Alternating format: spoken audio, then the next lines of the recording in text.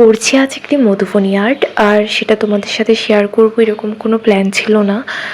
ভেবেছিলাম যখন সেলাই করব তখন তোমাদের সাথে টুকটুক করে রিলস শেয়ার করব, কিন্তু পরে মাথায় এলো না কেন শেয়ার করব না, প্রত্যেকটা জিনিস তো শেয়ার করা হয়, তো এটাও না হয় করি। তো অর্ধেক থেকে আর কি ভিডিওটা শুরু করেছিলাম, তো সেটার জন্য অবশ্যই সরি চেয়ে নিচ্ছি।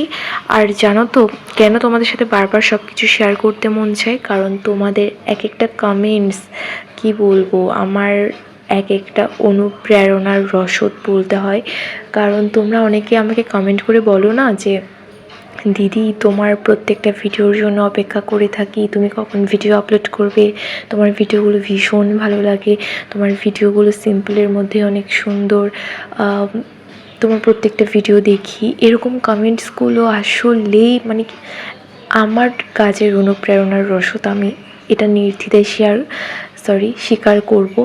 আর হচ্ছে অনেকেই বলো যে আমার থেকে দেখে তোমরা সেলাই শুরু করছো, অনেক পুরনো স্মৃতি তোমাদের এই সেলাইয়ের সাথে। তো এগুলো আমার জন্য আসলে বিরাট বিরাট প্রাপ্তি, যেগুলো আমি কখনোই তোমাদেরকে বোঝাতে পারবো না আমার কাছে এগুলো কি।